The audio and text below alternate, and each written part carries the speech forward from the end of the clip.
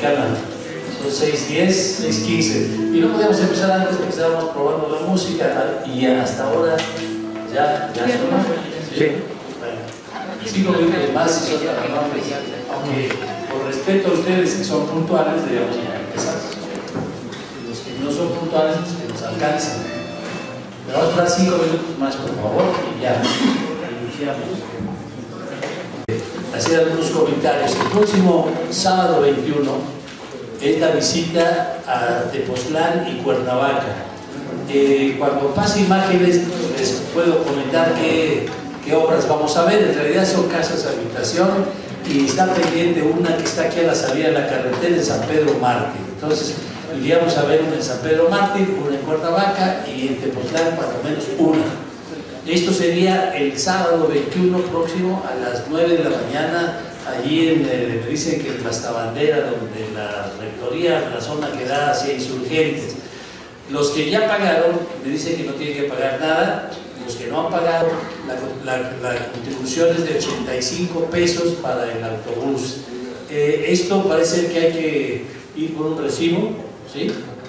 Y entonces pagarlo en la caja. Y ya con ese recibo, por favor, registrarse con la maestra Celia Facio, que ustedes la conocen, ha estado aquí, estuvo hace un momento, no sé si vaya a regresar un poco más tarde. Eso es el próximo sábado, ya es inminente, estamos miércoles, jueves, viernes, y el sábado sería esa primera visita. Y un sábado después, el sábado 28, la visita es al restaurante del Lago. Allí sí no hay transporte, cada quien llega y sale como pueda. Y estoy esperando que venga el compañero que está arreglando también un paquete de creo que 20 o 25 personas para decir cuánto cuesta el desayuno, cuál sería el costo del desayuno. Cada quien pagaría su parte y eso sería el sábado 28 a las 10 de la mañana en el restaurante del Lago, que todos el mundo sabe dónde está. Si no lo saben, está en el bosque de Chapultepec, en la segunda sección, o sea, del periférico hacia arriba, donde está la montaña rusa, dijéramos, por mencionar, y ahí hay dos lagos, el lago mayor, el lago menor. Entonces, donde está el lago mayor está el restaurante, para los que no sepan. Claro, yo pienso que la mayor parte sabe. Eso sería el próximo sábado 28 en 8 días. También quiero comentarles otra cosa. Cuando tal vez ustedes fueron a la exposición, no habíamos montado una estructura, un poliedro, que es el poliedro, por decirlo con la definición geométrica, es un icosaedro truncado, que es el modelo de la estructura de la casa que está dibujada en el piso. Cuando me dijeron, yo les comenté que si íbamos a hacer alguna maqueta, dije, bueno, si hago una maqueta, mejor una maqueta 1 a 1. Y entonces el esqueleto solamente, obviamente no tiene piel, no está recubierto, por razones que ustedes fácilmente comprenderán, está allí armado. Yo lo he utilizado y es la finalidad como vivienda de emergencia ante tantos desastres que suceden en nuestro país y en muchos otros lados del mundo. Quiero decirles que es una estructura que pesa alrededor de 60 kilos, que se puede llevar en la cajuela de cualquier coche normal, ningún coche especial, y que se puede montar por las mismas personas que sean damnificados o que tengan interés en montarlo. Entonces, a esa estructura, a ese esqueleto que ustedes van a ver allí, ya está montado, simplemente se pone una capa arriba, una lona plástica, con todo con lo que se hace el sistema de las lonarias o las velarias, y queda como una vivienda provisional, por supuesto. La capacidad es alrededor de 10 a 12 personas, así con espacio suficiente. Claro, si el problema es necesidad de albergue, pues tal vez puedan entrar muchas más personas. Bueno, eso ya está montado ahí en la exposición, y como de alguna manera algunos de ustedes me han consultado ya saliendo de las reuniones o cuando me encuentran, quiero decirles que si tienen interés en que vayamos para comentarlo, entonces podríamos ir en la próxima sesión, que es el próximo lunes, una media hora antes, o sea a las 5:30, vernos allí y entonces quieren hacer una explicación general o simplemente, más que explicar nada, responder a las preguntas que ustedes tengan en general del módulo espacial que ustedes están viendo allá, o simplemente de la exposición.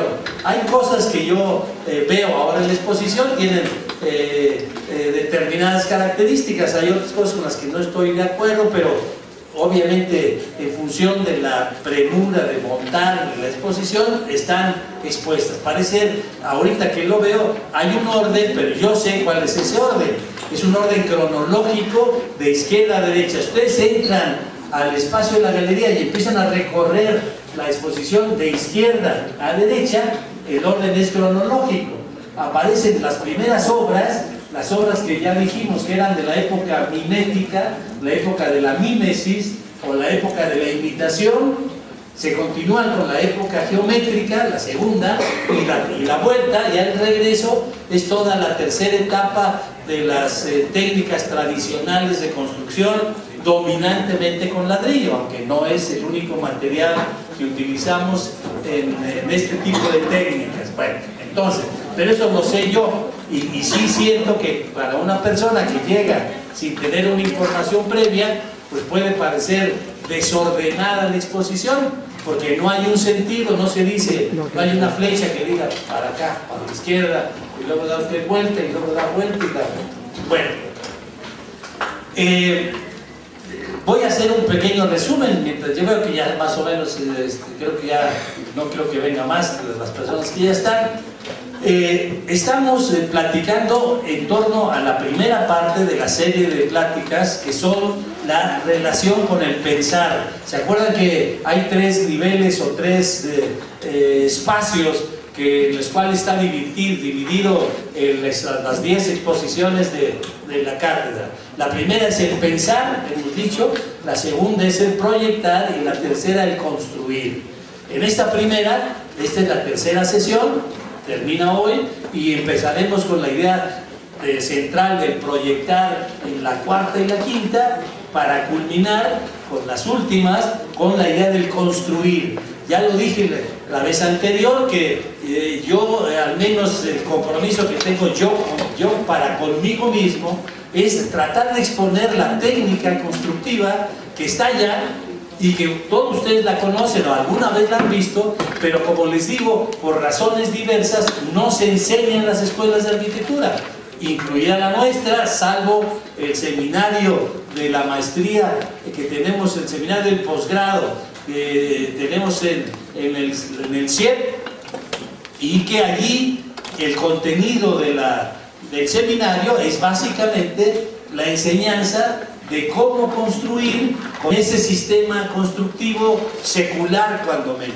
Es milenario en el mundo, hay vestigios de miles de años. Yo voy a pasar aquí vestigios de 3.300 años de antigüedad del sistema constructivo, no en México, por supuesto, en otros lugares, particularmente en la zona meridional de Egipto, que es la zona de Nubia, y que ancestralmente se llaman así bóvedas núbicas, que a diferencia de las nuestras no están hechas con ladrillo cocido, sino con adobe y pegadas con lodo, pero tienen antigüedad de 3.300 años cuando menos. Bueno, entonces eso será en la última parte. También algo que se me ha olvidado es lo que he apuntado aquí. La mayor parte del material que nosotros estamos proyectando y estamos comentando con ustedes está en un espacio en la red. No es una página a la manera tradicional de las páginas de los arquitectos, que las usan de manera muy organizada como promoción de su trabajo, cosa que me parece muy bien. La nuestra no es esa la intención.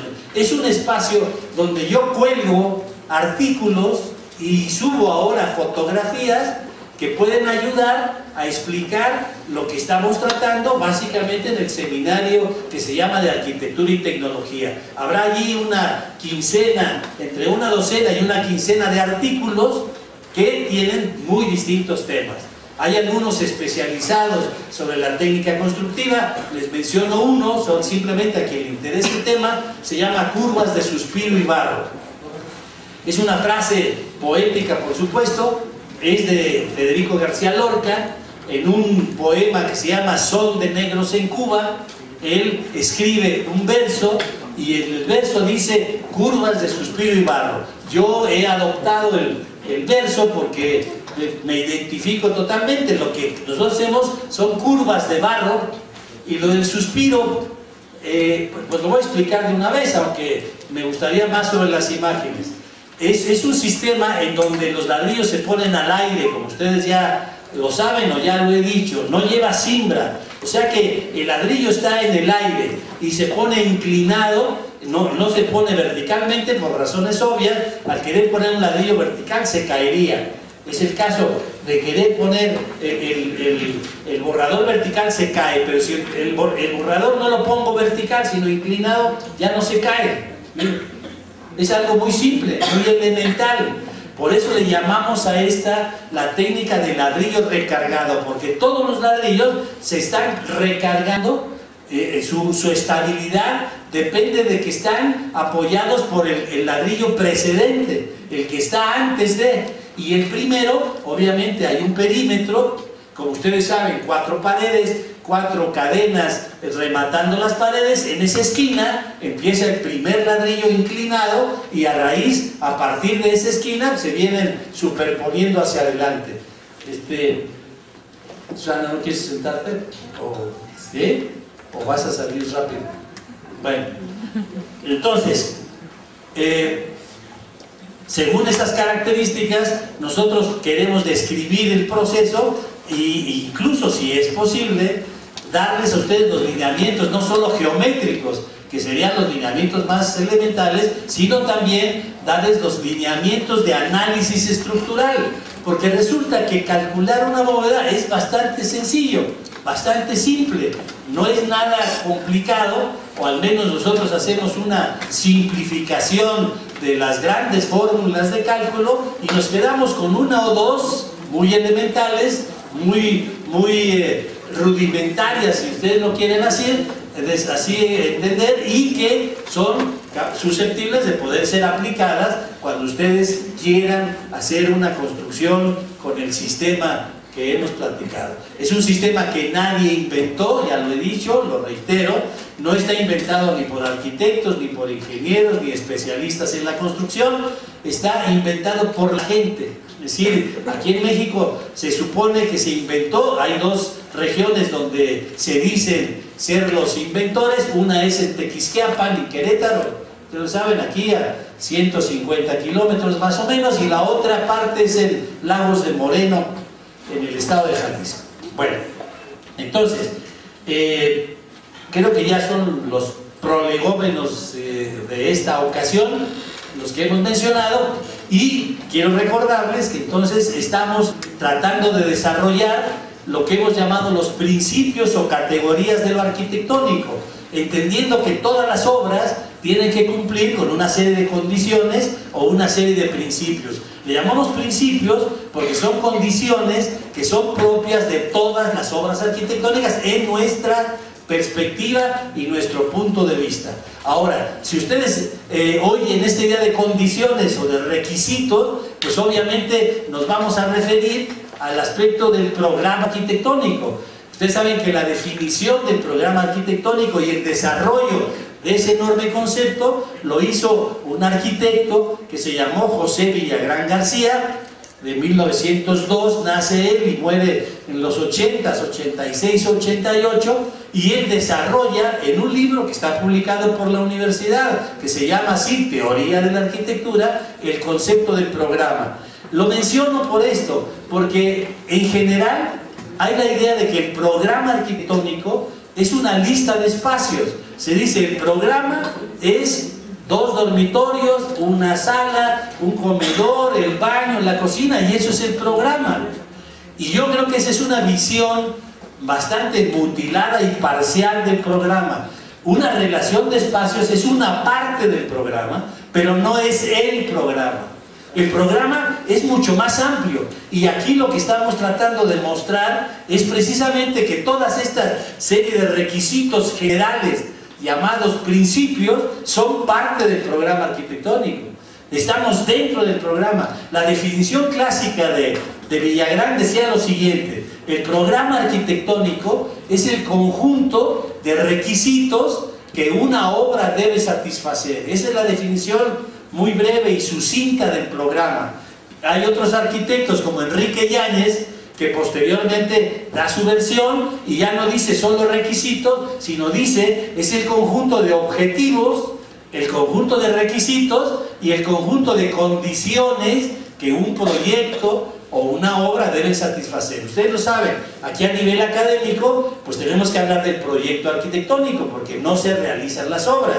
La definición profesional de programa sería la que yo dije primero en las palabras de Villagrán, y la definición académica del programa sería el conjunto de requisitos que un proyecto de una obra debe satisfacer. ¿Por qué? Pues porque lo que hacemos dominantemente en la escuela, en las escuelas, no solo aquí, pues son los proyectos arquitectónicos que no se realizan.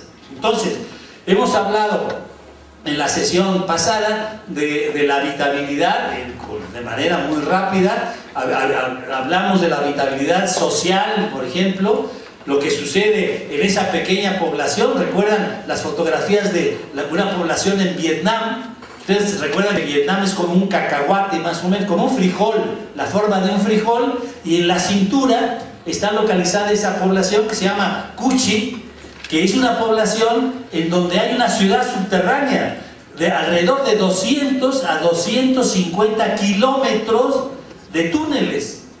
¿Por qué? Porque los vietnamitas a lo largo de su historia, para defenderse de las agresiones sucesivas de distintas poblaciones de distintos países, obviamente países coloniales, los franceses, los holandeses, los chinos, los gringos, ya no digamos en la famosa guerra de Vietnam, entonces tuvieron necesidad de hacer esa ciudad subterránea. Bueno, pues ¿qué quiere decir? Que la habitabilidad de esa ciudad pues tiene condiciones determinadas por las condiciones sociales en las cuales vivieron los vietnamitas durante muchísimos años. Bueno, hablamos de la habitabilidad, tratamos de definir también que los conceptos que a veces bajo los cuales proyectamos los espacios no dependen de la creatividad, entre comillas, de los arquitectos, dependen de las formas de habitar de las personas los espacios.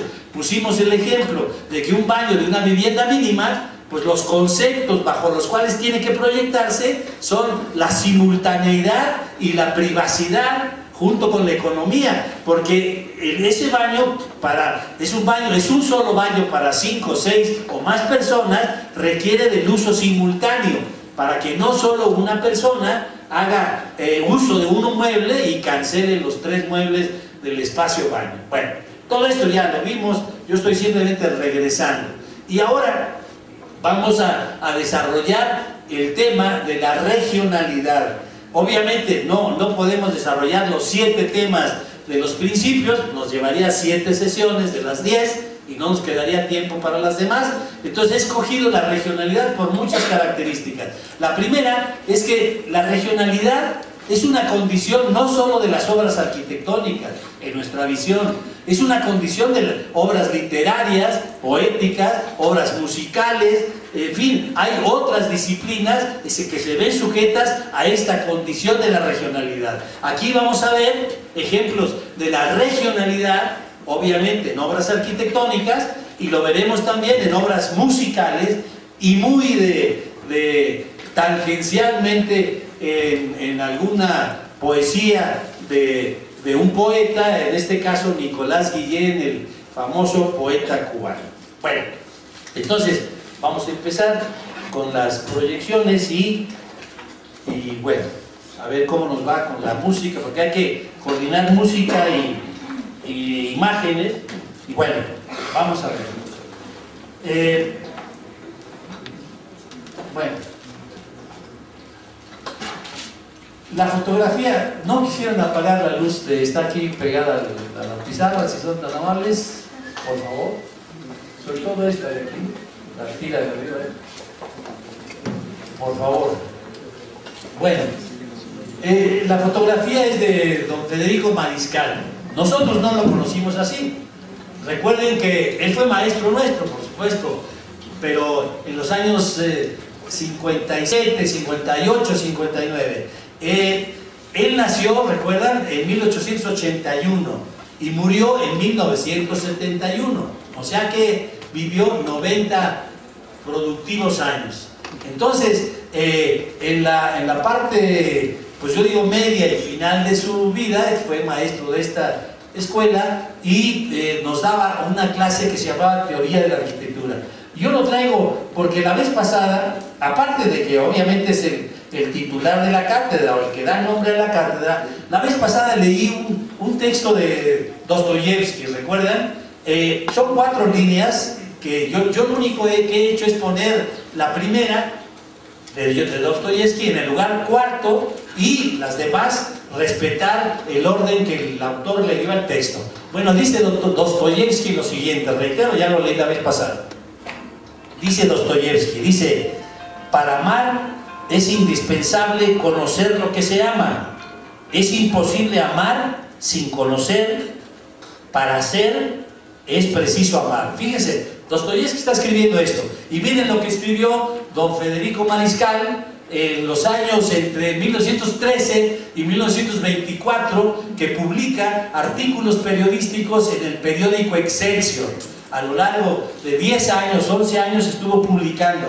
Y entonces él escribe en esos artículos lo siguiente. Dice Federico Mariscal, dice: fíjense, solo puede amarse lo que se conoce bien. Casi son las mismas palabras que Dostoyevsky. Solo puede amarse lo que se conoce bien, dice el maestro Mariscal. Y sigue diciendo, dice: además es un deber para los arquitectos que estamos obligados a conocer bien cuáles son nuestras obras, las obras que pertenecen al arte arquitectónico nacional. Fíjense nomás, en 1913, empezando, él está hablando de la necesidad de una arquitectura nacional. Dice él, se necesita que exista una arquitectura nacional. Y sigue diciendo Federico Mariscal, dice: estamos obligados a dar a conocer a todos la arquitectura nacional. ¿Cuál es la arquitectura nacional?, se pregunta él. Dice, y se responde: la que revele la vida y las costumbres más generales durante la vida de México como nación. Es decir, la que revele que no hay sonido ya. Bueno, se murió de muerte natural.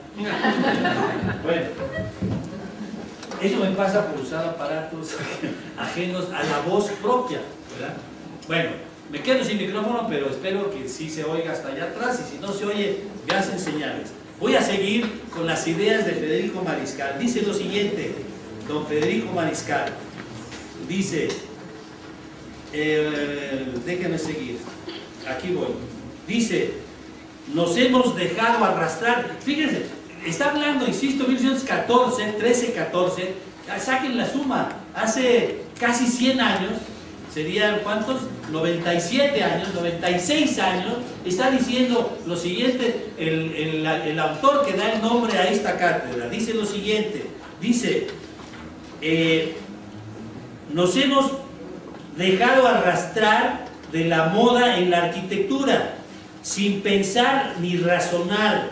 Hemos llenado los barrios enteros o colonias de chalets a la francesa, de flats a la inglesa o bungalows a la norteamericana, sin pensar en nuestras costumbres. Pero sigue diciendo él, hablando de la crítica, dice lo siguiente, dice, hemos construido por influencias exóticas muy inferiores a las originales, se ha ido perdiendo la arquitectura nacional, pues se construyen edificios que podían pertenecer a cualquier otro país del mundo, dado que no revelan la vida mexicana. Fíjense, dice ya para terminar la larga cita, son varias citas, y dice lo siguiente, dice, nos hemos dejado arrastrar de la moda sin pensar ni razonar. Y luego dice, en vez de pensar en nuestras costumbres,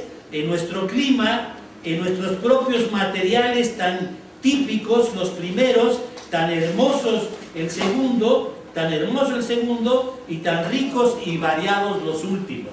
Bueno, el señor Federico Mariscal está hablando de la necesidad de una arquitectura nacional. Claro, aquí no acotamos que solo es posible pensar en una arquitectura nacional como un mosaico formado por muchas arquitecturas regionales. La misma extrapolación de ideas podemos llevarla al territorio de la cultura. Se dice la cultura nacional o la cultura mexicana. Bueno, ¿cuál es la cultura mexicana?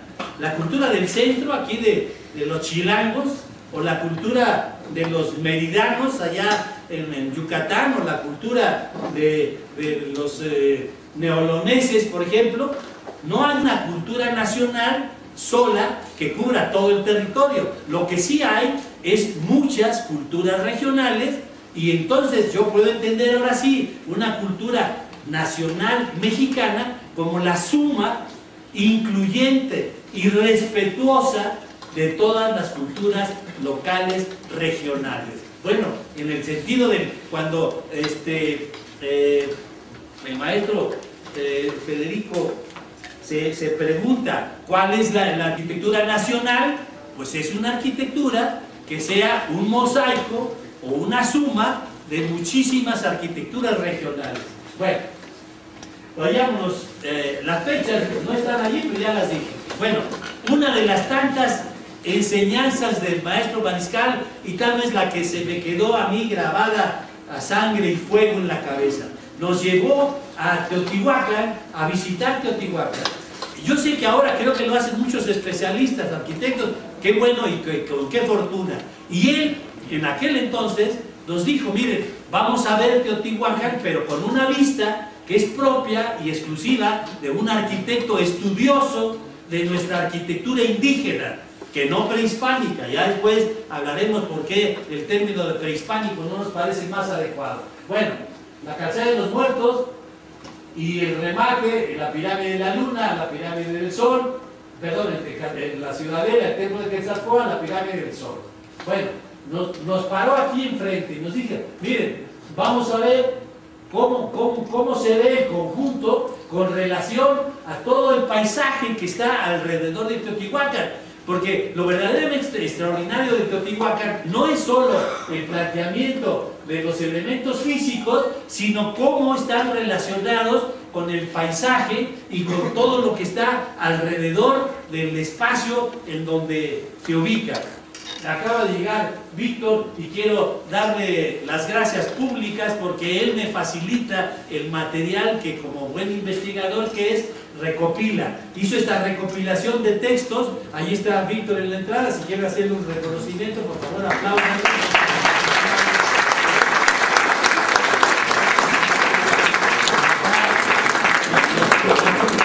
Nos puso al alcance un material que yo no soy investigador, es el problema. Ya les dije la primera vez, yo no busco, yo encuentro cosas. Y me topo con cosas. Pero buscar, se necesita tiempo, dedicación, esfuerzo, trabajo y todo que yo no hago. Estaré yo en otro rumbo buscando otras cosas. Bueno, fíjense. Entonces, vamos a ver una serie de fotografías. También, hablando de reconocimientos, quiero, desde la primera vez les había mencionado que está aquí una estudiante de esta escuela del cuarto año que se llama Adriana Montes, que nos ha acompañado desde la primera sesión hasta la última, y también quiero que por favor reconozcan su trabajo.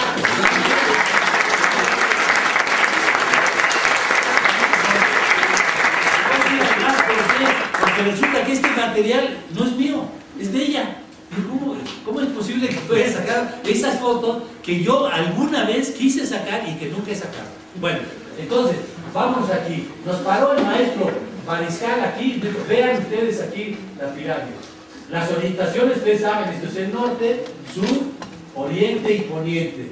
Y nos dijo, vamos a caminar hacia acá hasta llegar a la plazoleta de la luna, y luego vamos a ver desde la luna la perspectiva de la pirámide del sol en el paisaje.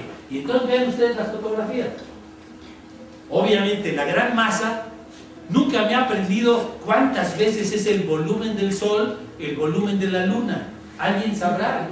¿Algún experto, arqueólogo, arquitecto, arqueólogo, aficionado a esos temas? Bueno, el chiste es que la masa, el volumen de la pirámide del Sol es varias veces mayor que el volumen de la Luna. No sé cuántas, habrá que buscar el dato.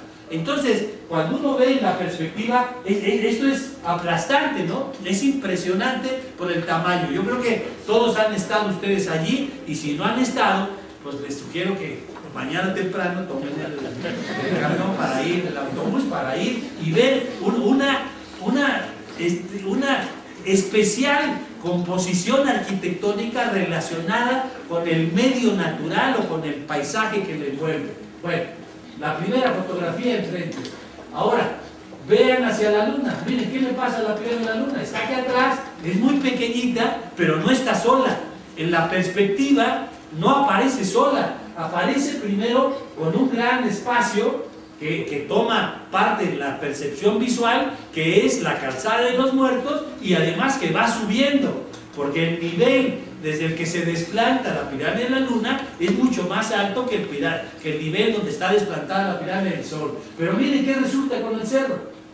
Que el cerro atrás tiene una geometría, o al menos hay un eje central entre un eje artificial combinado con un eje natural, con un eje de la naturaleza. Y esto no puede ser circunstancial ni azaroso, ni que los arquitectos teotihuacanos hayan puesto allí y después hayan dicho, mira, coincidió con el cerro. No.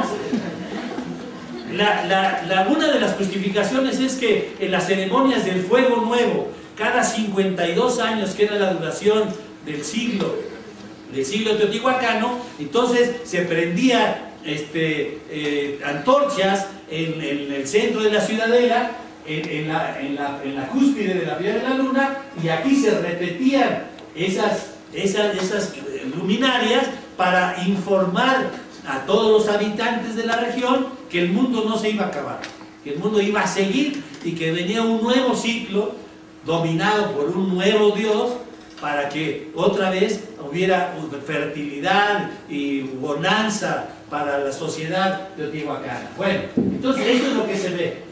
Pero uno empieza a caminar rumbo a la pirámide de la Luna, y al caminar, ¿qué empieza a pasar? Pues el cerro empieza a desaparecer, por razones obvias, ¿no? Obvias y naturales. Entonces sigue uno caminando, y al llegar a la plazoleta de la Luna, otra vez está la enorme mole, la masa del volumen de la pirámide de la Luna, y el cerro ha desaparecido. Ya no existe el cerro. Ahora, atrás de la pirámide del Sol y enfrente de la pirámide del Sol no hay ninguna conformación orográfica, solo el viaje del Sol. El Sol es el telón de fondo de la pirámide del Sol. Nace atrás de la pirámide, en el oriente, y en la tarde está iluminando la fachada principal de la pirámide del Sol. El Sol es el telón de fondo de la pirámide del Sol. Bueno, cuando llegamos a la plazoleta y empezamos a subir, entonces miren qué pasa. Vuelve a aparecer el perfil de la pirámide del Sol, y atrás otra vez, miren, una formación geográfica, orográfica, que hace sombra, o que hace marco, o que le da un marco a la pirámide del Sol. Bueno, pues todos estos fenómenos nos los explicó el maestro Federico Mariscal hace muchos años, y nos quedaron comentados. Bueno, el señor de la fotografía es Alfonso Reyes, escritor regiomontano, neolonés. Él sí no me sé las fechas, pero ha de haber nacido en 1880 también. Es la misma época, la misma edad de Jesús T. Acevedo. Jesús T. Acevedo, que lo citamos la vez pasada, murió muy joven, murió a los 36 años, de 15 nomás, morirse a los 36, es terrible. Y vivió 18 años en el siglo XIX y los otros 18 en el siglo XX. Nació en 1882, murió en 1918. Bueno, ellos eran miembros del mismo grupo, del Ateneo de la Juventud, con Federico Mariscal, con Jesús T. Acevedo, con Alfonso Reyes, y Alfonso Reyes tiene una frase que es la que yo quiero citar aquí. Fíjense lo que dice Alfonso Reyes. Dice: hay que ser decididamente regionales para ser generosamente universales. Alfonso Reyes plantea que no hay oposición entre la regionalidad y la internacionalidad. Hay quien piensa que o es una cosa o la otra. El famoso pensamiento maniqueísta, que es o eres regional o eres internacional, o eres mi amigo o eres mi enemigo, ¿recuerdan, no? O perteneces al bien, al eje del bien, o perteneces al eje del mal. El antiguo presidente de Estados Unidos, que se llama, bueno, ya saben ustedes cómo se llama, nosotros decíamos W.C. Bush, porque si la ciencia la había ganado a pulso, don W.C. Bush decía eso: hay países del eje del bien, los que están con él, y los del eje del mal, los que están en contra de él.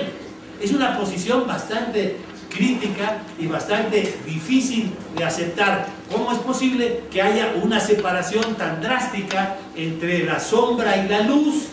Esta era la doctrina del sacerdote persa del siglo III de nuestra era, que se llamó Manes, y que de ahí viene derivado la palabra maniqueísmo. Decía Manes: el reino de Hormuz o el reino de la luz, el reino de Arimán o el reino de las tinieblas.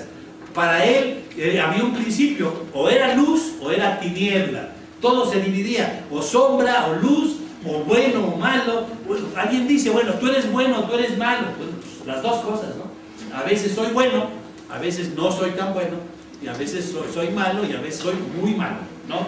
Hay una gradación entre el blanco y el negro, hay 1000 tonalidades de grises. Entonces no se puede pensar maniqueístamente con la separación en dos polos extremos. Bueno, don Alfonso Reyes esboza esta idea de que la regionalidad y la internacionalidad son dos términos complementarios. No se oponen, sino al contrario, se complementan. Bueno, no voy a tener tanto porque, miren, hablando de la regionalidad, yo aquí pongo dos ejemplos. El caso de García Márquez, que en el campo de la literatura, un señor que habla de su región, de su población, que no sale en muchos mapas de Colombia. ¿Por qué? Porque es muy pequeña. Se llama, ustedes saben, ¿sí recuerdan cómo se llamaba la población donde nació García Márquez? ¿Cómo se llama? Está dificilísimo. Bueno, el término mítico, o sea, el término real, ¿cómo se llama? Eso sí se lo deben saber, Macondo. Pero bueno, acá el arquitecto está excusado. Alejandro. Macondo, bueno, Macondo en la vida real se llama Aracataca.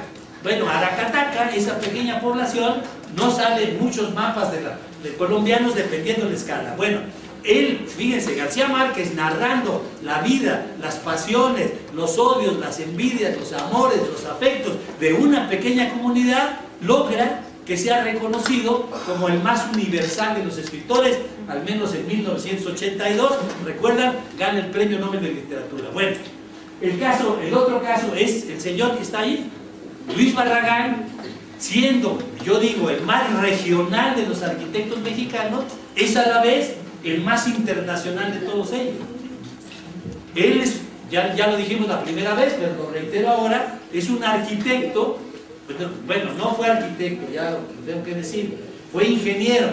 Es un arquitecto sin título, dije la primera vez, a cambio de los muchos títulos sin arquitecto que en el mundo deambulan, espectrales, ¿no? Podríamos adicionar. Bueno, este señor, cuando vino aquí, el estilo internacional, que consistía en fachadas de vidrio, de piso a techo y de pared a pared, dijo: esa arquitectura no es para México ni para los mexicanos. Nosotros necesitamos de paredes que nos brinden cobijo, que nos den protección, que nos den sombras, que haya penumbras en los espacios que proyectamos. Esa arquitectura no es para nosotros. Y él fue de los pocos que entonces dijo no a esa corriente que venía, como ustedes saben, pues de los países desarrollados, y entonces siguió haciendo su arquitectura tradicional que todos conocen. Recuerden que en 1947 está construyendo su casa aquí en General Ramírez, que todos también deben conocerla, y ahora pues se puede visitar, dado que es museo o no sé qué va a ser. Miren la casa. Yo digo, bueno, ¿qué? Barragán no estaba interesado en las fachadas. Recuerden que hemos dicho que hay dos espacios, el espacio interior y el espacio exterior, las caras de la arquitectura, las fachadas de la arquitectura y el espacio interior. Bueno, Barragán estaba interesado en desarrollar, en enriquecer ese espacio interior mucho más que las fachadas. Miren la fachada de la casa, creo que es el número 15, si mal no recuerdo. Esto es la cochera en la entrada peatonal y bueno, algunos elementos que salen de la estancia. Esta es la estancia de doble altura, aquí sí son los espacios de dormir, etc. Esta es la casa. Yo diría, la mayor parte de mucha gente que pasará por allí no podrá denotar o entender que eso sea una fachada de una obra arquitectónica de un arquitecto tan famoso como Luis Barragán, y insisto, yo creo el más reconocido universalmente de los arquitectos, al menos del siglo pasado. Bueno, miren, nosotros en el esquema hablamos de un proceso para producir las obras. Esto todo el mundo lo sabe, cada quien tiene su proceso, yo muestro el mío. Estamos trabajando sobre el programa arquitectónica y sobre el proyecto. Y hay una serie de actividades que vamos a ver en las siguientes imágenes. Por ejemplo, la definición que ya di de Villagrán, conjunto de requisitos generales en total. La segunda, requisitos cualitativos, en donde están algunos generales que los llamamos principios, y donde está la lista que ya dimos la primera sesión: la habitabilidad, la diversidad, la desigualdad, la verdad o la sinceridad, la modernidad, la regionalidad y la economía.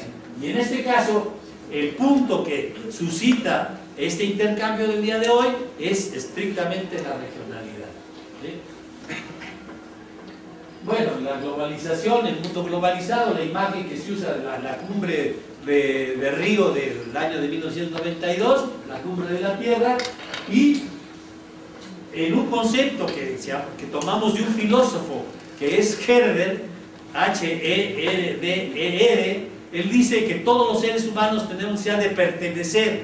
¿Pertenecer a qué? Pues aquí plantea tres amarras: a un tiempo histórico, a un lugar geográfico y a un grupo social determinado o a una cultura determinada. Entonces, la pertenencia al lugar geográfico, pues es lo que hemos denominado con la palabra genérica de la regionalidad, ¿sí? Bueno, ¿en qué sentido hablamos de la regionalidad? Pues déjenme plantearlos. E insisto, son temas muy largos imposibles de agotar en unas cuantas palabras, pero tenemos que decir los aspectos más generales o más importantes. Bueno, la regionalidad se da en relación al hombre en el aspecto social y cultural. Cuando uno proyecta algo, uno tiene que conocer los modos de vida, la cultura, en términos generales, la cultura de una persona determinada, los modos de vida, las tradiciones, las costumbres, los símbolos, los significados de un grupo social determinado o de las personas que pertenecen a ese grupo social. Entonces, hay una regionalidad cultural. Yo, cuando dicen la arquitectura internacional, yo no entiendo, porque yo no conozco a ningún hombre internacional. Conozco a chilangos, a yucatecos, a regiomontanos, a guatemaltecos, etcétera, etcétera, etcétera. Pero el hombre internacional no lo conozco. Puede ser que sea una persona que haya viajado mucho, puede ser. Pero esa persona, por mucho que haya viajado, sigue teniendo sus raíces, sigue perteneciendo a una cultura determinada, enriquecida, obviamente, por la confrontación con muchos otros modos de vida, muchas otras costumbres y tradiciones a lo largo de sus viajes. Pero bueno, es la primera parte. La segunda es con el medio. ¿Por qué? Porque todas las obras arquitectónicas se ubican en un medio. Y aquí déjenme hacer una anotación. Yo no digo medio ambiente porque me parece que medio ambiente es un pleonasmo. porque medio quiere decir lo que nos rodea y ambiente quiere decir lo que nos rodea. Y luego oigo discursos escritos y otros hablados que dicen el medio ambiente que nos rodea. Dije, ya, para.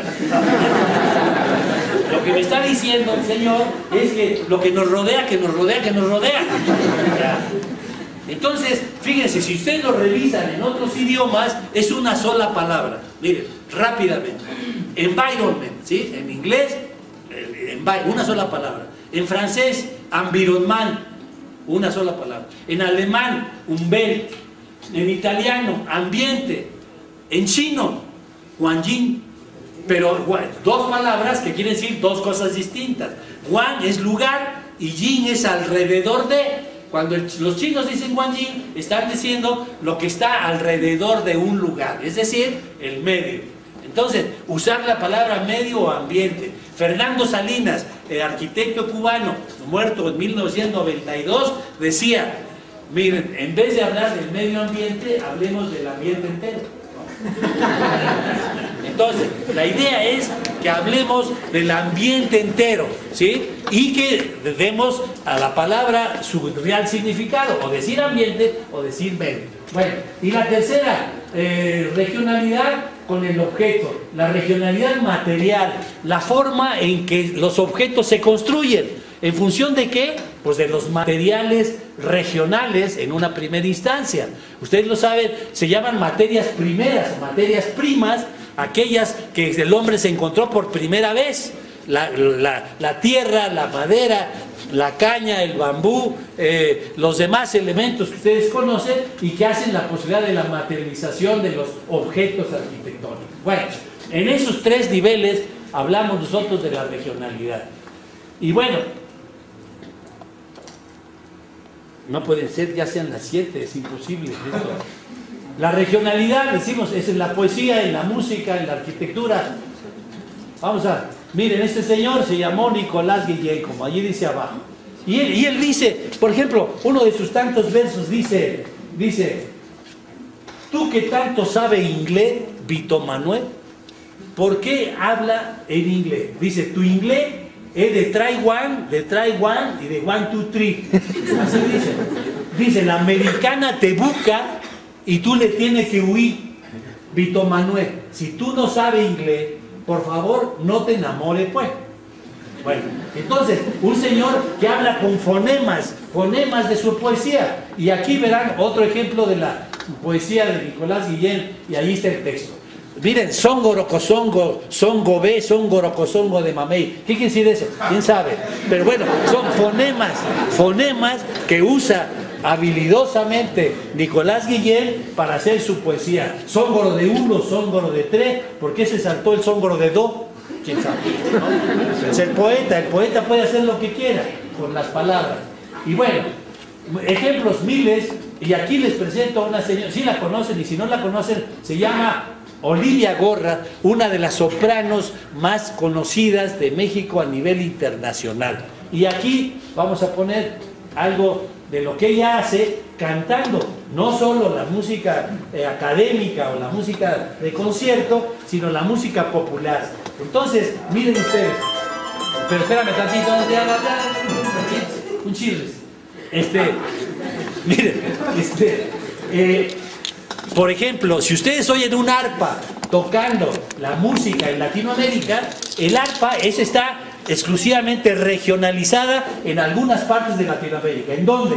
En México, en 2 regiones, en Veracruz, que es lo que vamos a ver ahorita, los sones jarochos, en Michoacán, que son los sones de tierra caliente, que también se tocan con arpa, en Venezuela, en Colombia y en Paraguay, y nada más. No hay música con arpa en Argentina, no hay música con arpa en Ecuador, etcétera, etcétera, etcétera. Entonces, ¿qué quiere decir? Que aunque yo digo la bamba, ¿qué es? La bamba es música internacional o regional, es las dos cosas.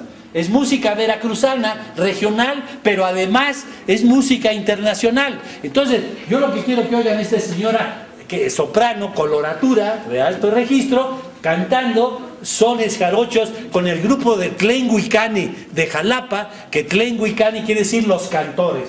Todo esto lo pueden ustedes buscar en las endemoniadas máquinas estas modernas, porque ahí está todo.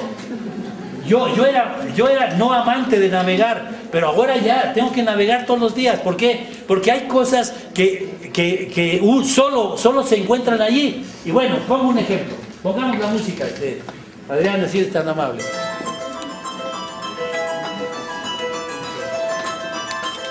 Glen Wickham, señores, el grupo.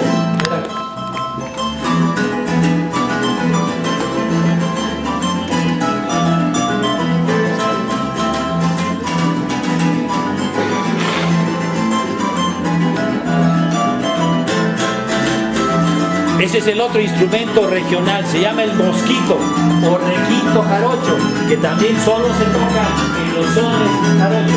Requinto jarocho y el arpa, obviamente el arpa, ahí lo oyen ustedes. Y ahí va a Yo tenía mi cascabel con una cinta morada, con una cinta morada, yo tenía mi cascabel. Y como era de oropel, y como era de oropel, se lo di a mi prenda amada para que juegue con él allá por la madrugada.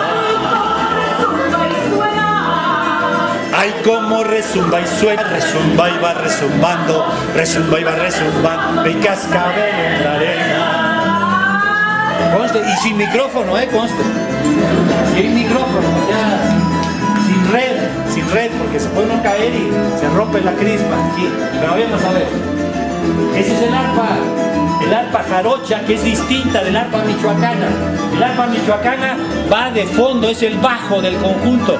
Los instrumentos solistas son los violines, pero en la música veracruzana el instrumento solista es el arpa. Uno de los mayores arpistas en la historia de la música popular, Andrés Huesca.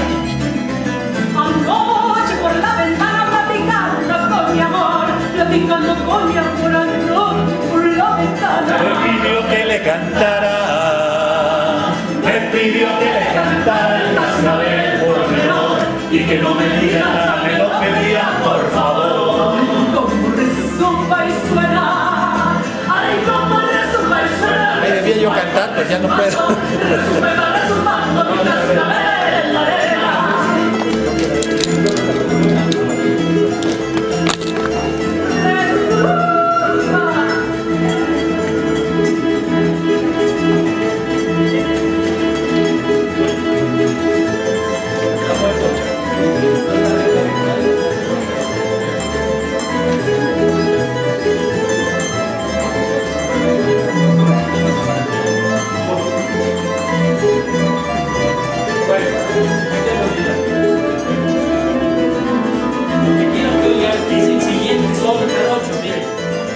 Son jarocho, un son muy raro, porque es un vals y se llama La Bruja. Entonces, en ese vals, Olivia Gorran, Olivia Gorran,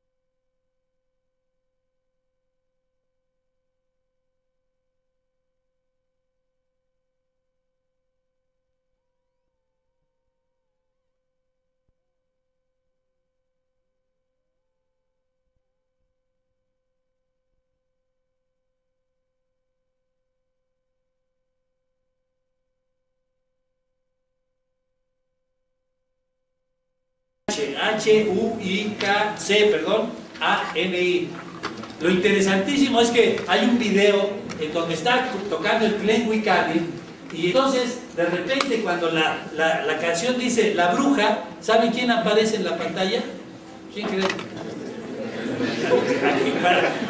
para quién le gusta qué personaje político salga cuando dice la bruja. ¿Quién? Doña Elba Ester Gordillo sale allí ilustrando el video, por favor, véanlo. Yo me moría de la risa. Sí, a lo de la bruja, me agarra la bruja, me coge por detrás y no sé qué. Bueno, la imagen es la de Doña Elba Ester Gordillo. Vean, por favor. A ver. Este es para meditar. Vals, son jarocho. Ella canta solo, canta toda la canción, pero hace alarde de su voz en la parte final. Serán 2 minutos, les pido 2 minutos y yo creo que ahí vamos a son las 7. Ay, qué bonito es volar a las 2 de la mañana, a las 2 de la mañana. Ay, qué bonito es volar, ay, mamá. Volar y verás caer en los brazos de una dama. Qué bonito, ¿no? Ay, qué bonito es volar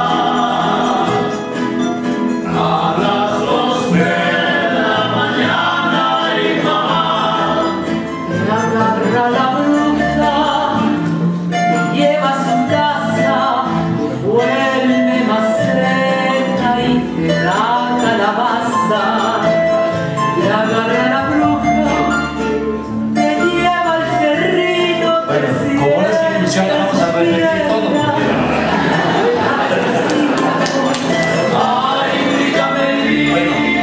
Elenco y Cani, señores, Olivia Borra.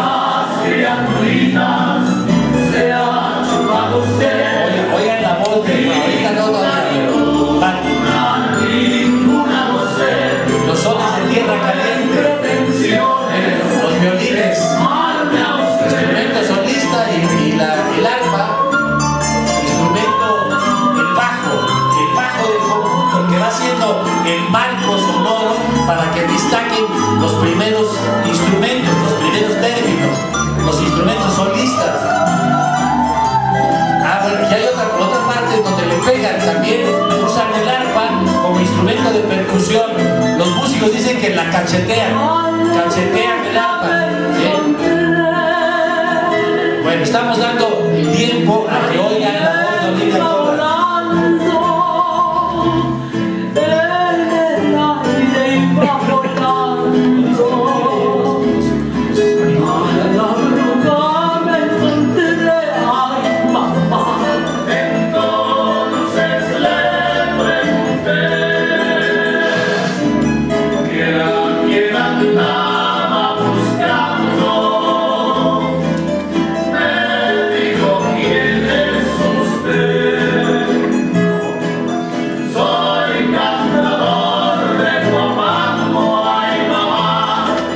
Escóndete, mami, escóndete, hermana, que allí anda la bruja debajo de la cama. Escóndete, Alberto, escóndete, Jova, que allá anda la bruja morando en su escoba. Ay, dígame usted, cuántas criaturinas se han chupado usted. Ninguna nacer, cuando hay pretensiones de chuparme a usted. Ya va Olivia.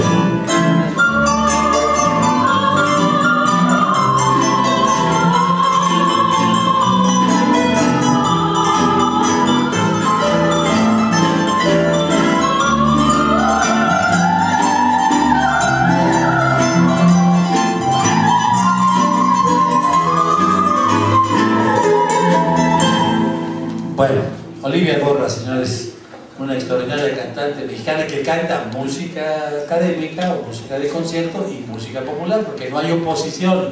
Así como no hay oposición entre lo regional y lo internacional, tampoco hay oposición entre la música mal llamada culta. Fíjense, si le llamamos música culta a la música académica, entonces ¿qué es la música popular? ¿Qué es? ¿Música inculta? Hay quien dice, bueno, es música seria, y la otra es música jocosa. ¿O qué? No, señores, tan seria es la popular como la académica, tan culta es la popular como la académica, simplemente son dos géneros distintos. Y lo que importa es que uno oiga buena música. Hay mala música académica, mala música de concierto, y hay buena música popular, y hay mala música popular, por supuesto. Bueno, vamos a poner un ejemplo más antes de irnos al descanso, porque no me puedo quedar con las ganas, pues hasta ahorita llegó el micrófono, entonces estoy frustrado si no canto. Un músico mexicano, Delfino Guerrero, arpista veracruzano, toca entonces de repente temas que son colombianos. No son colombianos, el autor es venezolano, pero casi todo el mundo conoce esta canción que voy a tocar ahorita, que vamos a tocar, como música de Colombia, aunque en realidad es Colombia y Venezuela. Recuerden que la Gran Colombia eran los dos países hasta su división. Bueno, vamos a poner un ejemplo más del arpa y de la regionalidad.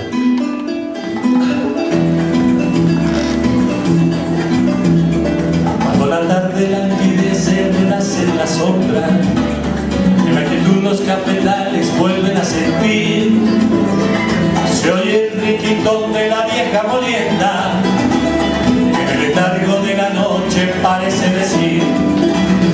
Cuando la tarde languidece, renace en la sombra, en la quietud los cafetales vuelven a sentir, se oye el riquitón de la vieja molienda, en el letargo de la noche parece decir.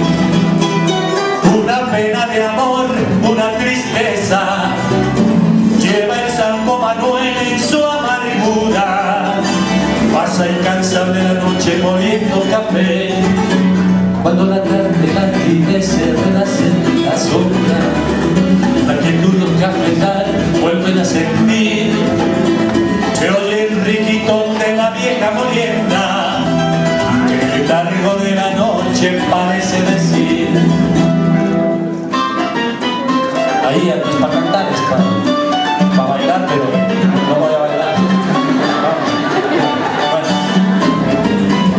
pasemos al siguiente tema. Estábamos en Colombia, vamos a Venezuela.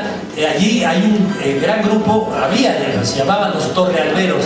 El director del grupo es Juan José Torrealba, y fue realmente el arpista por antonomasia. Estoy hablando de los años 70, 80 del siglo pasado, y allá en Colombia hizo muchos temas muy populares, algunos de los cuales llegaron hasta aquí a México. Vamos a tocar uno de ellos. Estos son los Torrealberos, y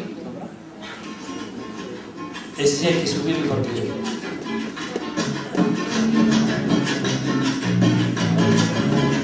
el arpa y el cuatro venezolano es el otro instrumento. Tierra ardiente y de tambor, me ganaron. Barlovento, tierra ardiente y de tambor, tierra de la Julia, negra fina, que se va de fiesta, tu cintura aprieta al son de la curveta y el taquitaqui de la mina, al son de la curveta y el taquitaqui de la mina. Sabroso que mueve el cuerpo, la barloventeña cuando camina, sabroso que suena el taquitaqui sobre la mina. Que vengan los conjugueros para el baile de San Juan, que vengan los conjugueros para el baile de San Juan, que la mina está templada para sonar el tiquita, tiquita, tiquita, tiquita, tiquita.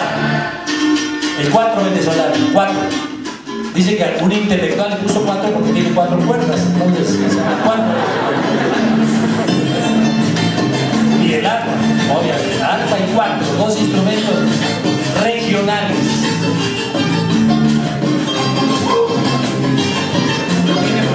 Hacía frío.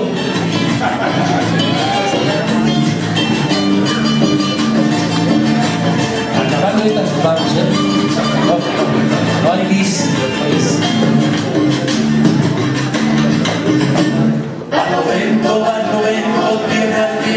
tambor, barlovento, barlovento, tierra ardiente y de tambor, tierra de la fulía, mi negra fina, que se va de fiesta, tu cintura aprieta, al son de la curveta y el taquitaqui de la mina, al son de la curveta y el taquitaqui de la mina, sabroso que mueve el cuerpo, la mano empeña cuando camina, sabroso que suena el ta, tiqui tiqui taqui sobre la mina, que vengan los columberos para el baile de San Juan, que vengan los columberos para el baile de San Juan, que la mina está templada para sonar el tiquita, tiquita, tiqui tiquita, tiquita, tiqui tiquita, tiquita, tiqui tiquita. Y pues nos vamos, bueno.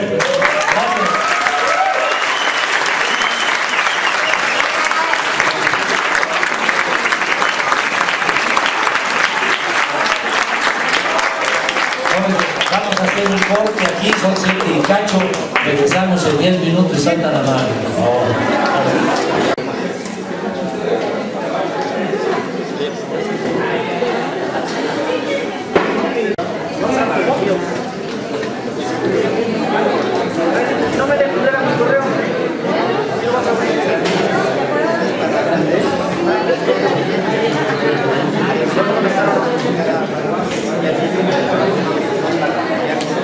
Bueno, los sobrevivientes iniciaremos la segunda parte.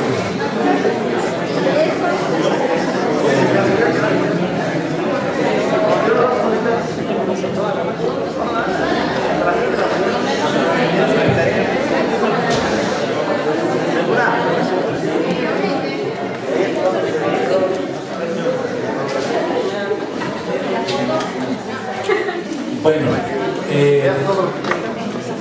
por favor, miren,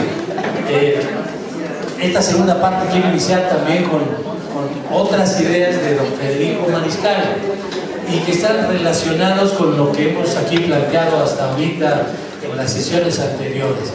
¿Se acuerdan que nosotros hablamos de que las obras arquitectónicas tienen que obedecer a principios o a categorías arquitectónicas? Las obras deben ser habitables, deben ser diversas, deben ser desiguales, deben ser modernas, deben ser regionales, etc. Pero aquí, miren lo que dice don Federico Mariscal dijimos, esto lo dice en 1920-22, cuando escribe un artículo en el periódico Excelsior y dice lo siguiente, miren, relacionado con el tema de los principios. Dice don Federico Mariscal, dice, hay que tratar de descubrir en los monumentos de tiempos pasados los grandes principios generales, dice él, que los animaron. Y luego, en otro texto, dice, en nuestra época se acentúa la tendencia hacia un único principio verdaderamente general, la sencillez. Según don Federico Mariscal, todas las obras arquitectónicas de su época debían atender el principio de la sencillez. Nosotros ahora, yo lo traduciría por el principio de la economía.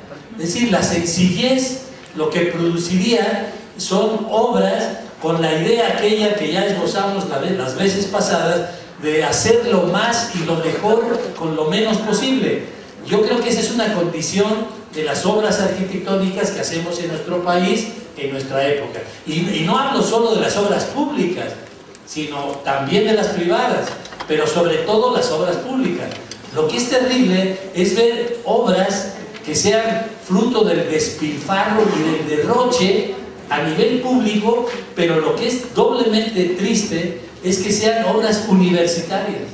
Eso es lo que es inadmisible. ¿Cómo es posible? ¿Cómo es posible que, siendo las obras arquitectónicas que la universidad hace, deberían ser ejemplo de esa austeridad, de esa sencillez, que no quiere decir pobreza, al contrario, quiere decir que son obras en las cuales el talento creador de los proyectistas tiene que superar las limitaciones y las condiciones económicas? Pero lo que es terrible es ver obras en donde, por ejemplo, por darles un solo dato de una obra, esa obra que se hizo universitaria y que ustedes la van a localizar, yo no la voy a mencionar, se tuvieron que excavar en roca viva 10.000 metros cúbicos, no, 10.000 metros cuadrados de roca. Multiplíquenlo por 3 metros de altura, 30.000 metros cúbicos de piedra que tuvieron que sacarse del terreno para que la obra se ubicara en ese lugar. Y uno entendería, bueno, la universidad, si no tuviera terrenos disponibles, diría, bueno, pues no había otro espacio donde construirla. Pero si la universidad en la zona sur de la ciudad, ustedes lo saben, son hectáreas de terrenos libres. ¿Por qué no ubicar esa obra en un lugar donde no hubiera que excavar 10.000 metros cuadrados, que por 3 metros de altura se convierten en 30.000 metros cúbicos? Yo el otro día que quise hacer la imagen, ¿cuántos son 30.000 metros cúbicos de tierra? De piedra. ¿Cuántos serían 30.000 metros cúbicos? Pues se los digo, si a 30.000 le quitamos 2 ceros, imagínense un cuadrado de 10 por 10, ¿sí? Por 300 metros de altura. O sea, una torre de 10 por 10 por 100 pisos, de a 3 metros. Ese volumen de piedra tuvo que excavarse para hacer una obra en un lugar que yo juzgo, y yo creo que muchos de los compañeros arquitectos juzgamos que no era el lugar apropiado. Bueno, Federico Mariscal habla de la sencillez, de la economía, de la austeridad en las obras, en un país como el nuestro, que está urgido de recursos para satisfacer las necesidades espaciales de los habitadores, de los distintos obras arquitectónicas. Bueno, entonces, retomemos la segunda parte. Miren, yo tomo estos términos de un señor que se llamó Guillermo Bonfil Batalla. Ustedes saben, su obra más importante, México Profundo, pero no tocamos esa obra.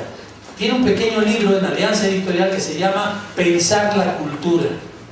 Y allí, don Guillermo Bonfil Batalla dice que la cultura propia de un lugar es la suma de la cultura autónoma más una cultura apropiada. Yo lo único que hago es extrapolar los términos a la arquitectura. La arquitectura propia de un lugar es la suma de la arquitectura autónoma y más la arquitectura apropiada. Él pone el ejemplo de un campesino que usa un radio de transistores. Dice, si ese radio de transistores lo usa para oír y difundir su música regional, pues entonces se está apropiando de un recurso material, técnico, que está fuera de su comunidad, pero lo usa para incrementar su cultura a través de la difusión de la música popular del lugar de la etnia a la que pertenezca. Bueno, entonces, la cultura autónoma es la que se da en las regiones naturalmente de nuestro país. Yo insisto, les vuelvo a decir, no soy investigador, pero así de por fuera les voy a decir, por ejemplo, hay una cultura de tierra o de la tierra en forma de tapial en el norte de la República. Ustedes lo conocen, sobre todo el máximo ejemplo que es Paquimé, entre Chihuahua y Ciudad Juárez. Hay vestigios de esa cultura autónoma en el sureste, con toda la cultura del bajareque, por ejemplo, lo que usan en Chiapas y en Yucatán.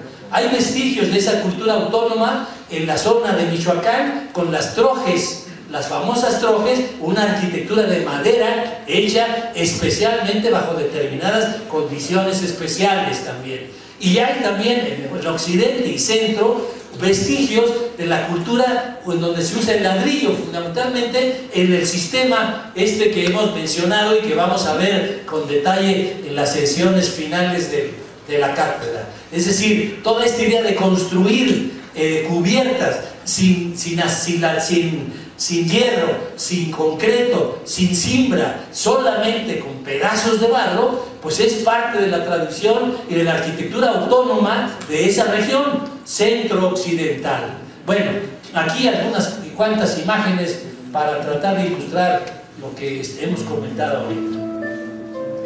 La música es de Gerardo Tamés, amigo nuestro, y se llama Arpatlán. Es, bueno, oigan, nada más que describírselas.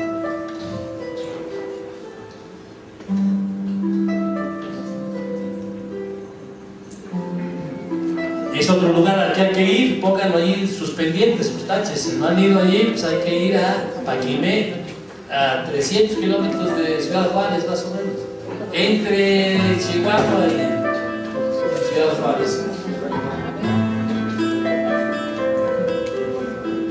En el invierno,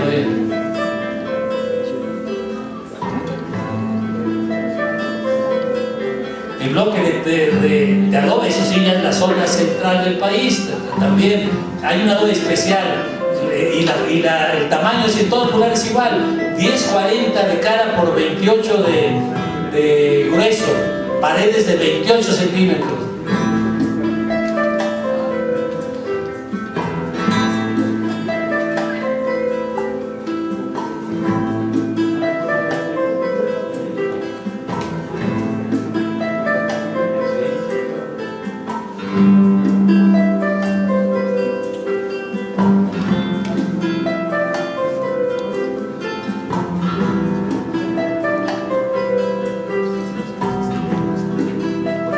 Miren los términos aquí, que miren, tanché, las crucetas, el zacate, guano, belcho, jornache.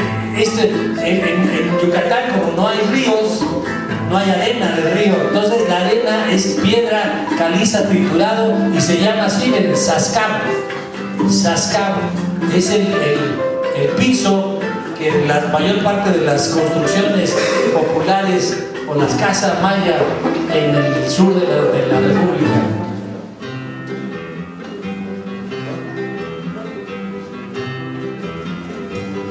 Los tecorrales, famosos tecorrales.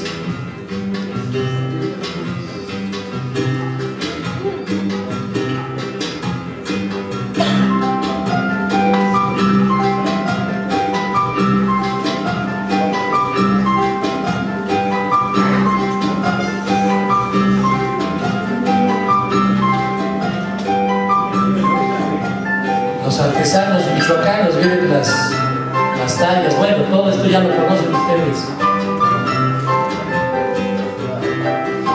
El tejamanil ya no se puede usar, es la corteza de los árboles en las cubiertas.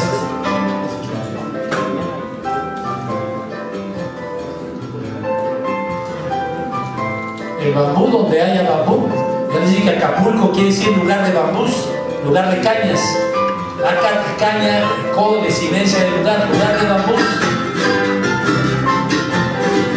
Otate, madera maciza, otate muy dura.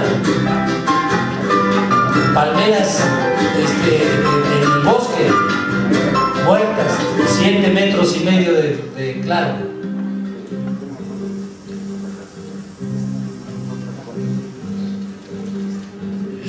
La palma de coco, madera que se usa para leña, ya lo comentamos la vez pasada. 24 pesos el metro cuadrado de madera de palma de coco, para cubiertas o para paredes. Los captadores de aire.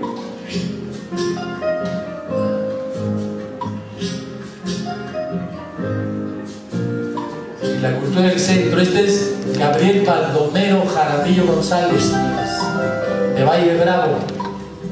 Él no era bovedero, se hizo bovedero con nosotros y ahora es un extraordinario bovedero. El sistema que les decimos, sin cimbra, nada.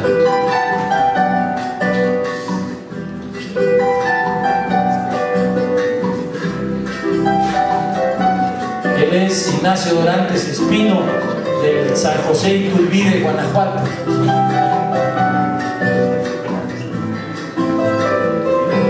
Talleres experimentales, esto es de Cochabamba, Bolivia, con el arquitecto Mario Moscoso. Esto es en Montevideo, Uruguay, con el arquitecto Walter Krug. Lo mismo, Marcelo Pascual, argentino, que colabora con los talleres nuestros. Esto es en Venezuela. Fíjense que en Venezuela los maestros de los talleres de construcción tienen que hacer una práctica cada semestre. Entonces, en un campamento que se llama El Laurel, en las afueras de la ciudad de Caracas, Entonces todos los maestros de construcción van a hacer la práctica correspondiente. En este caso hicimos un agujero en la tierra para que sobre ese nivel se desplantara la cubierta a nivel de piso. Bóvedas experimentales. Únicamente se construyen mientras dura el taller, una semana, después se tira. Esto es en Pachuca, en la Lasalle de Pachuca, en las afueras del camino a Autopa. Esto es en la Universidad Javeriana de Bogotá, Colombia, con el ladrillo de Bogotá. Esto es en Oaxaca. Otra vez está Jaramillo González allí, claro, y los ejercicios son a veces sobre líneas rectas, la entrada aquí para tener el acceso al espacio y luego un entrante acá, geometrías diversas, ya lo veremos después. Esto es en Mallorca, en España, en Palma de Mallorca, con artesanos. Allí hay una escuela, Artifex, busquen en la máquina, que es una escuela para artesanos, no es escuela para arquitectos. Este es Boris de Bulgaria, el albañil que estaba trabajando. Es una cubierta muy pequeñita, en 3 días de trabajo. Él es Boris. Y el sistema. Esto ya no sé dónde es.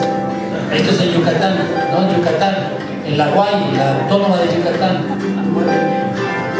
Se empieza en las esquinas. Él es don Ignacio Nacho Dorantes. Aquí la bóveda está hecha con suelo, cemento y con ladrillo. Las dos cosas. Allí produjeron el 50% de ladrillos de suelo, cemento y el 50% de ladrillos recocidos. Este voy a hacer Nacho Dorantes. El sistema tradicional del centro de la República, solera de ladrillo sobre vigas de madera. Esto es el sistema tradicional. La gente lo hace sin arquitectos. Este es el sistema que más se utiliza en la zona donde estamos mencionando. Donde vamos a ir en Tepoztlán, en la zona de Tlayacapan. Este es el cuarterón de barro que se usa en los pisos. Nosotros lo ponemos en las losas. Es una losa seca. Este es un ladrillo de San Luis de la Paz, entre Querétaro y San Luis Potosí, que trae ese bajorrelieve. Bueno, esta es una construcción en Acapulco.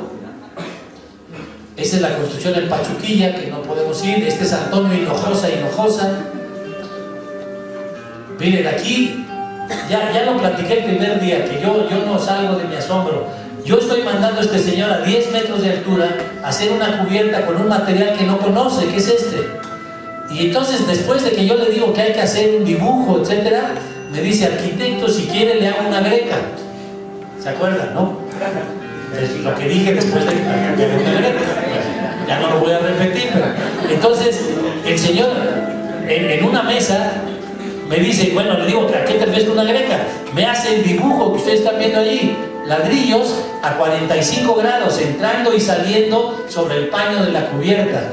Y yo les comentaba, y si ya no lo comenté, se me olvidó, me hizo recordar a Rogelio Salmona, el famosísimo arquitecto colombiano recientemente muerto, porque él, en su despacho, que está enfrente de la Plaza de Toros Santa Marta, en la ciudad de Bogotá, Colombia, tiene un taller en donde tiene toda la cantidad imaginable de ladrillos con distintos tipos, colores y geometrías. Entonces él, de vez en cuando, se ponía un overol encima de su traje, de su camisa, etcétera, blanca, un overol, y entonces se ponía a hacer combinaciones de los ladrillos, pero no a dibujarlos, a los ladrillos reales, a hacer combinaciones para luego que ya él proyectaba una determinada combinación, llamaba a sus colaboradores para que dibujaran lo que él ya había hecho con las piezas de barro. Bueno, eso lo hizo este señor Antonio Hinojosa. Dorante, aquí se ve, este es el suelo cemento, el más blanco. El rojo es el ladrillo recocido. Entonces hay una combinación. Tiene 2 tonalidades por abajo.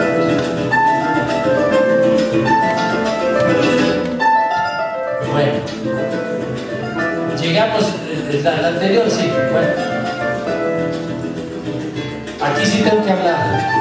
Quiero dejar la música, pero hay que hablar. Miren, cuando se habla de regionalidad, mucha gente piensa en pequeñas construcciones, en pequeñas poblaciones. Yo voy a poner aquí ejemplos de grandes construcciones en grandes capitales o en grandes ciudades. Lo primero es las Torres Petronas de César Pelli en Kuala Lumpur, la capital de Malasia. Son las plantas. Él es convocado junto con 10 despachos para hacer el concurso, y él gana el concurso. Cuando se le pregunta por qué lo ganó, dice él que su proyecto fue el único que trató de regionalizar las torres y colocarlas en el mundo islámico. Los demás proyectos, dice él, podían ser torres construidas en cualquier ciudad del mundo. Entonces, ¿cómo lo regionalizó? Es otra cuestión. Si regresas al anterior, por favor. Y él empezó a hacer esquemas al anterior. Por favor, miren, los esquemas preliminares. Un círculo. Él dice que copia los mandalas orientales. Los mandalas son dibujos geométricos simbólicos que representan distintas condiciones. Para él, en los mandalas orientales, el círculo es el universo y este es el mundo de la naturaleza, y el mundo girado es el mundo del hombre. Entonces dice Pelli que él trató de copiar ese mandala oriental, mandala islámico, y entonces hacer una planta que coincidiera con esto. Estos fueron sus dibujos preliminares. Después llegó a estos. Este es el área privada de trabajo, las áreas públicas, las zonas de servicios, los elevadores, por supuesto, que en las distintas escalas.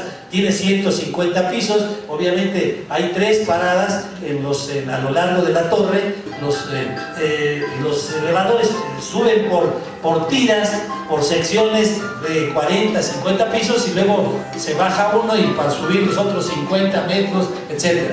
Entonces estos son los esquemas que quedaron finales. En realidad no son dos torres, sino son 4, miren. Hay 4 torres.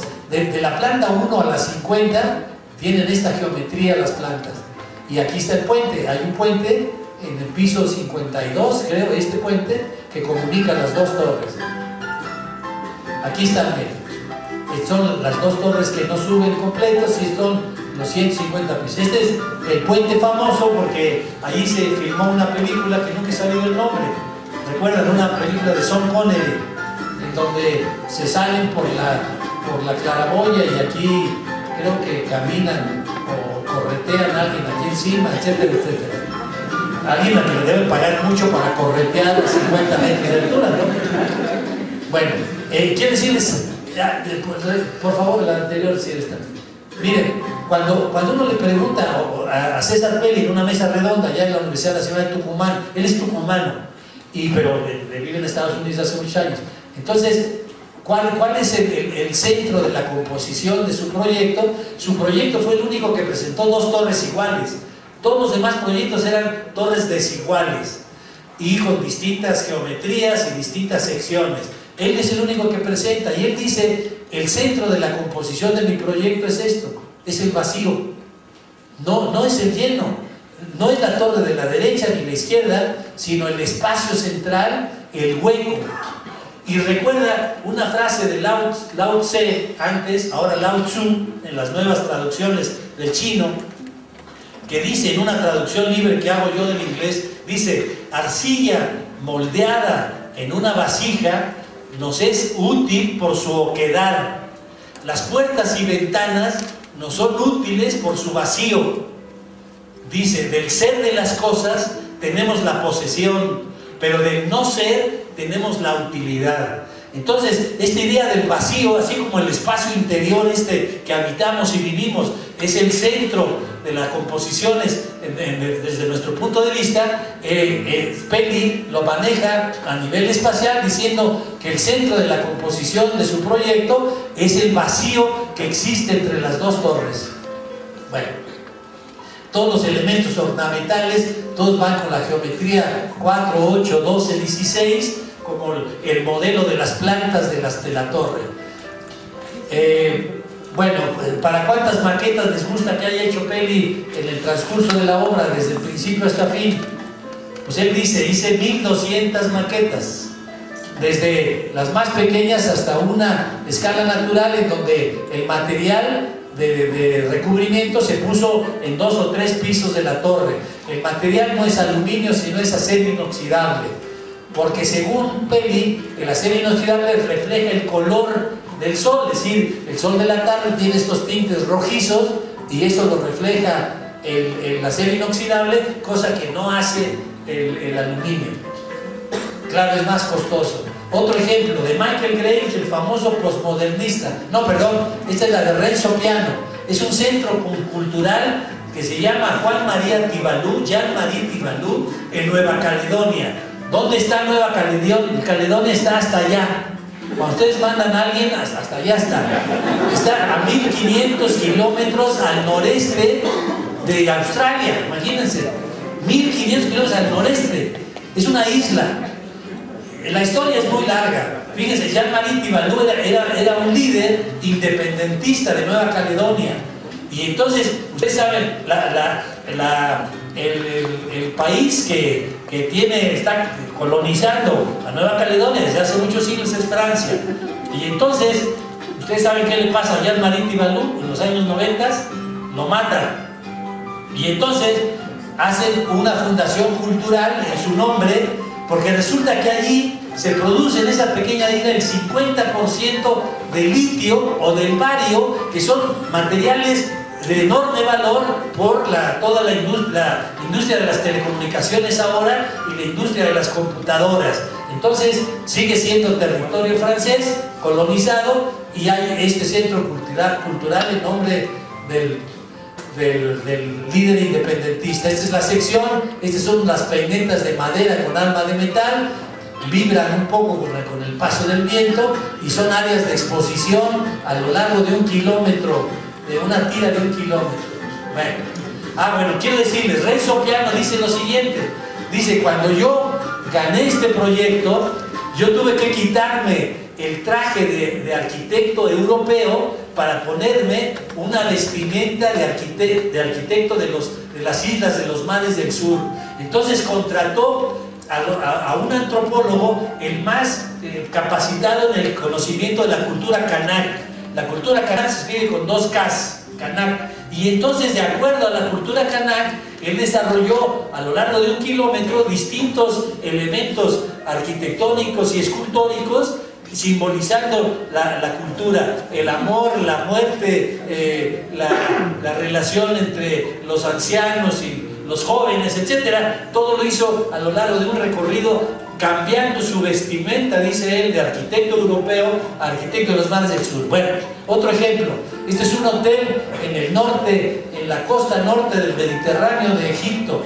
Es un proyecto de Michael Graves, el famoso postmodernista. La anécdota es breve. A él lo contratan para que vaya a Egipto a hacer un hotel semejante a los que había hecho en Estados Unidos, en Disneylandia, por ejemplo. Y entonces él va con esa idea, pero entre la zona del aeropuerto y la zona en donde está el hotel hay 40 kilómetros a la costa. Para llegar, solo se llega por carretera. Y entonces él viaja por carretera y ve a lo largo de la carretera construcciones hechas con el sistema de Hassan Fatty, el sistema de las bóvedas núbicas. Y entonces él dice: yo no puedo venir aquí desde Estados Unidos a hacer un hotel a la manera de Disneylandia. Dice: yo tengo que usar el sistema tradicional de construcción que usan en Egipto. Entonces contrata a 2 de los colaboradores de Hassan Fatty y hace un proyecto adaptándolo a las condiciones del lugar. Miren, son construcciones de 1, 2 y hasta 3 niveles, y todo está hecho con las bóvedas núbicas de las que hemos platicado en las sesiones anteriores. Miren, aquí está la planta y el corte. El acceso, bueno, la zona principal, el acceso está por aquí. ¿Sí? Sí. Sí, esta es la habitación, este es el baño y estos son los pasillos exteriores. Entonces, miren, a la entrada tiene esta altura. Al llegar a la zona de la habitación es esta altura, la mayor altura, la jerarquía.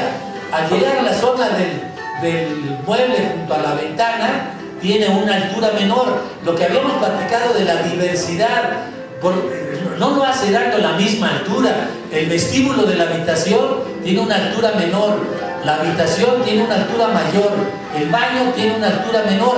A jugar con todo esto que hemos llamado la diversidad y la desigualdad como principios arquitectónicos.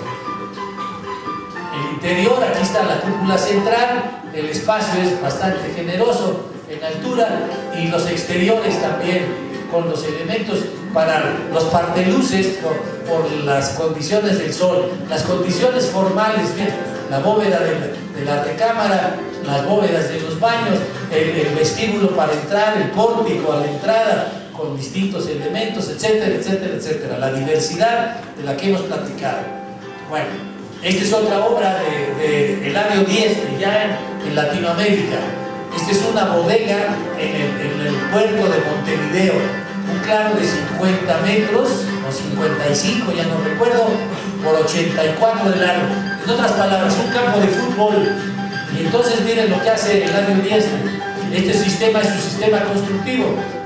Lo gana en un concurso, no se lo dan de dedo, sino que él concursa y su solución es la solución más económica de todas las que se presentaron. Imagínense, para salvar 50 metros, ¿qué soluciones?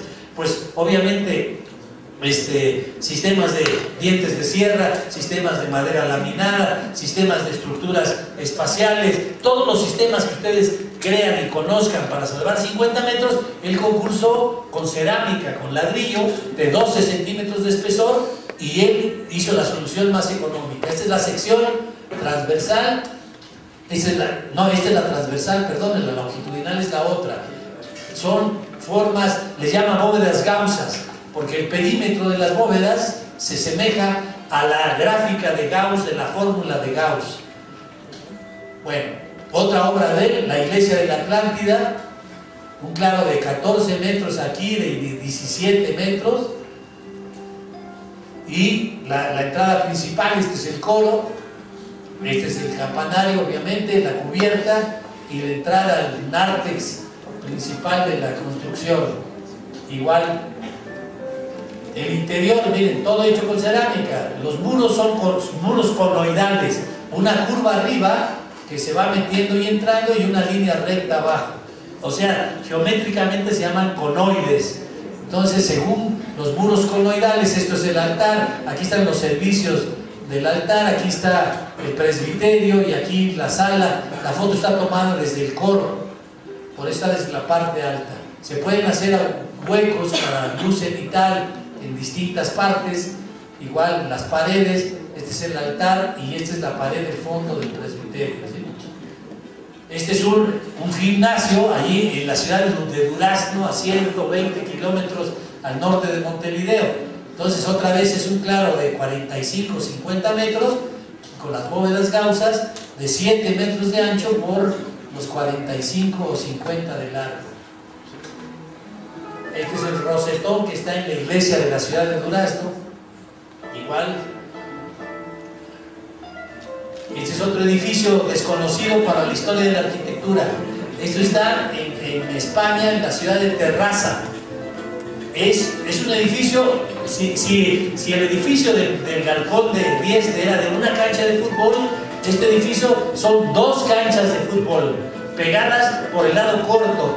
Son alrededor de 180 metros de largo por 60 de ancho. Todos con bóvedas a la manera catalana, que son bóvedas tabicadas. Esta es la avenida principal de la ciudad de Terrassa, a 1 hora de Barcelona, rumbo al poniente. El material de combustión era el carbón. Esta se hizo hace 100 años. 1907 fue el año en que fue construida.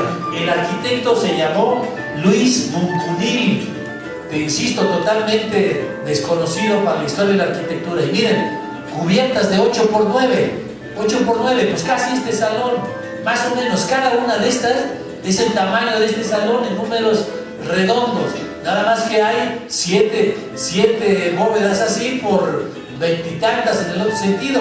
Habrá 170, 150 bóvedas de este tamaño, con el sistema catalán que está hecho por capas. Bueno, esta es la maquinaria, era una fábrica textil. y entonces se quedó toda la maquinaria que se usaba para mover los grandes rodillos con las telas que se necesitaban para trabajar dentro de ella. Bueno, el sistema constructivo ya no lo podemos platicar aquí. Una toma de un artista o perspectivista de la época, que es la sensación que da la obra. Miren, al hacer las curvas que hace Cuncunil en la cubierta, llega un momento donde se ve, desaparecen los techos, y entonces lo único que ve uno es el cielo.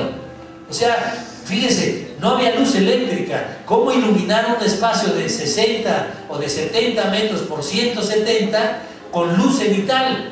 Pues con la forma genial que inventó Luis Cuncunil para las cubiertas de ladrillo de bóveda tabicada que realizó en el conjunto. Esta es la vista por fuera. Otra genialidad, la última capa de la estructura de la cubierta es la capa que sirve para el problema del agua, o el enladrillado que nosotros hacemos en México. El enladrillado forma parte de la estructura de la cubierta, no es algo que se pone aparte. La última capa, el enladrillado, es la última capa estructural de la cubierta de las bóvedas catalanas.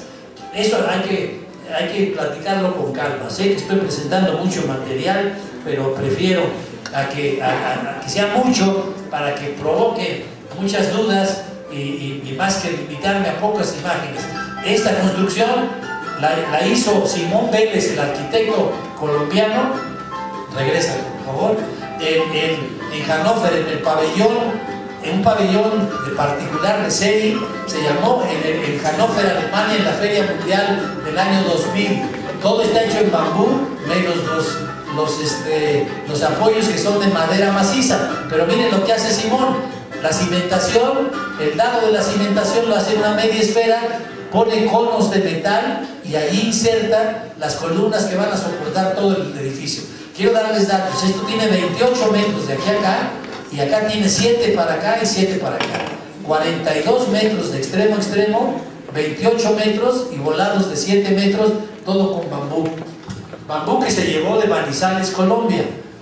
Este es un puente peatonal en las afueras de la ciudad de Bogotá rumbo a Medellín, la segunda ciudad de importancia, todo hecho con bambú, 45 metros de claro, un puente peatonal en las afueras de Bogotá. Tiene una historia también larga.